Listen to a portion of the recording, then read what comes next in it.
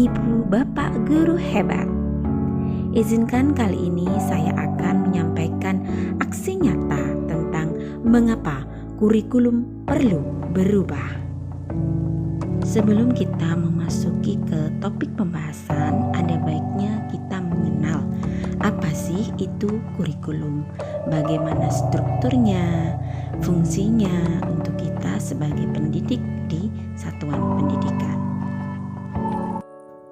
Ibu dan Bapak Guru Hebat, saya yakin pasti punya pendapat masing-masing tentang arti atau makna kurikulum. Hal ini memang tidak ada makna yang pasti yang mengikat secara universal. Namun kurikulum dapat dimaknai sebagai keseluruhan pengalaman belajar dari titik awal hingga titik akhir.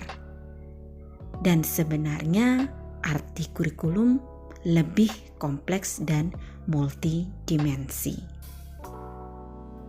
Ada 4 prinsip dasar atau komponen dalam pembuatan kurikulum menurut Rob Taylor.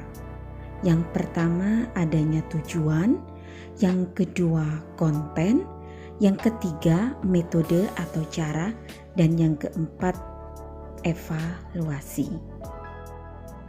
Sedangkan klasifikasi komponen kurikulum dibagi menjadi 3 tahap, yakni yang pertama tujuan pembelajaran, yang kedua panduan pedagogi, dan yang ketiga panduan asesmen.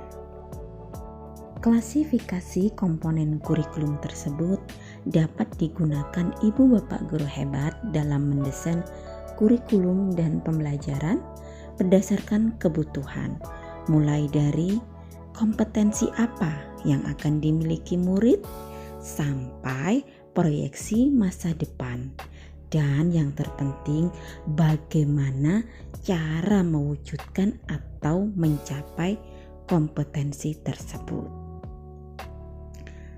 Hal ini membuktikan jelas sekali bahwa murid menjadi acuan atau core dari kurikulum itu sendiri.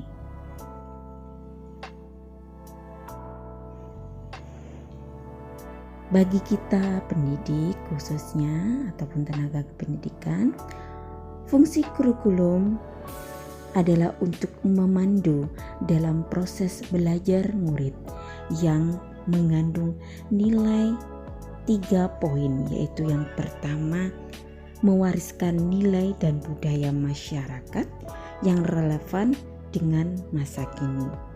Yang kedua, mengembangkan sesuatu yang dibutuhkan satuan dan masa depan. Dan yang ketiga, menilai dan memilih sesuatu yang relevan atau kontekstual sebagai kontrol sosial.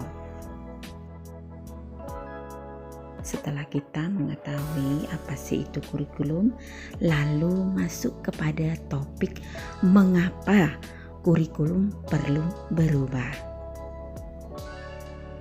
Bagi ibu bapak guru yang sudah mengajar lama mungkin merasakan perbedaan murid-murid dari tahun-tahun sebelumnya dengan murid sekarang.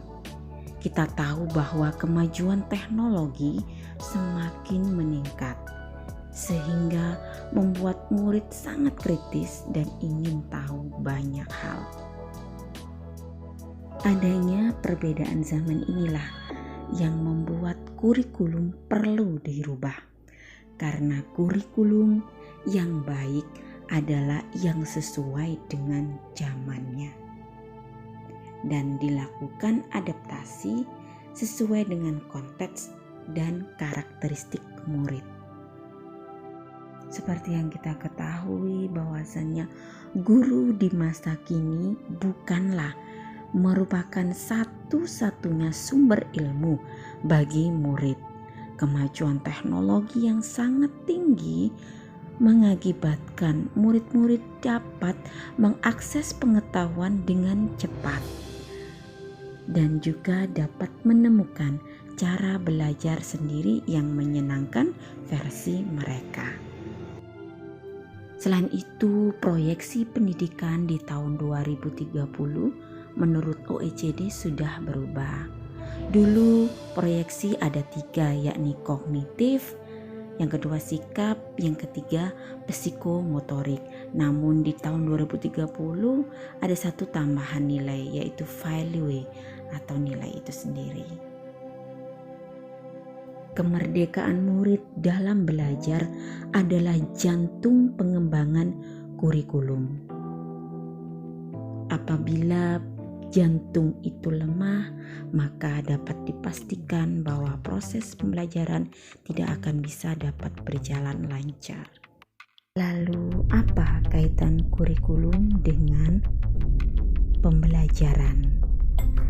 Saat ini kualitas literasi, numerasi, kesehatan mental, dan sosial emosional murid merupakan fondasi atau prasyarat yang diperlukan murid untuk membangun kompetensi transformatif menuju pembelajar sepanjang hayat, yang artinya akan menimbulkan siklus antisipasi, aksi, dan refleksi. Transformasi pembelajaran dengan paradigma baru menekankan pada penguatan kompetensi dan materi esensial atau bermakna, bukan banyaknya materi atau konten, tetapi konten atau materi esensial dalam pembelajaran yang dilaksanakan secara mendalam.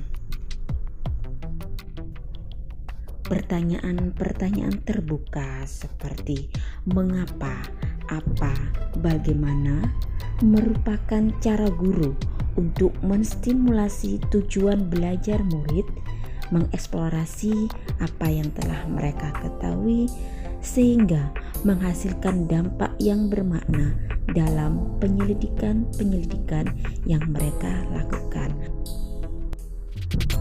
Pentingnya penekanan rasa ingin tahu pada murid sebagai dorongan belajar digabungkan dengan obrolan atau percakapan yang menjadi bagian dari pembelajaran perlu dimunculkan oleh guru dalam pendidikan inquiry.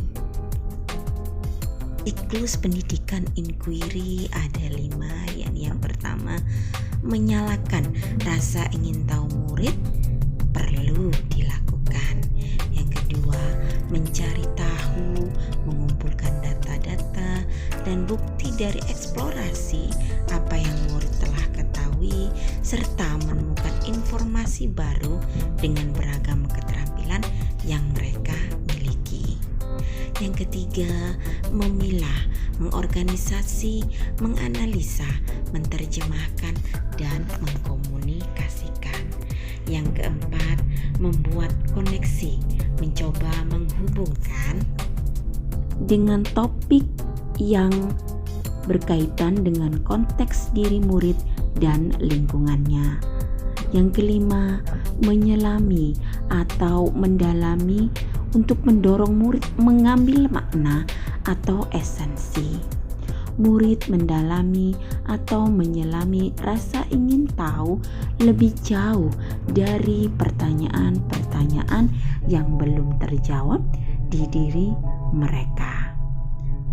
Apa yang telah murid pelajari dan membuat aksi nyata ini muncul karena inovasi internal dari dalam diri murid.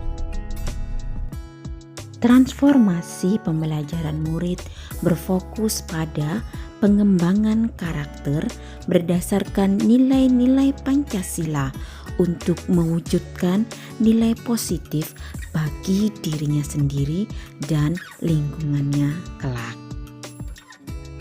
Kurikulum merupakan salah satu komponen penting dalam sistem pendidikan nasional yang berperan sebagai pedoman dan acuan kita dalam pembelajaran Seyogyanya kita sebagai pendidik dan tenaga kependidikan selalu mengupdate ilmu agar dapat mengimbangi zaman sehingga dapat mewujudkan proses pembelajaran yang berpihak pada murid.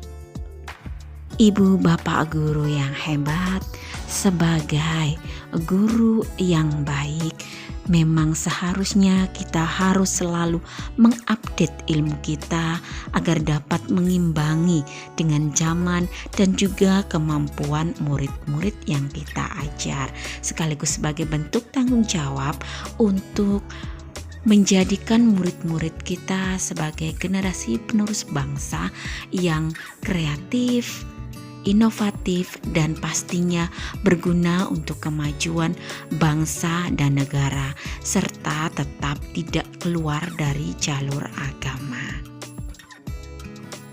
Berjuang bersama-sama untuk menciptakan generasi emas untuk Indonesia yang kita jumpai. Saya ucapkan terima kasih dan sampai jumpa lagi di aksi nyata berikutnya. Salam sehat, ibu bapak guru hebat.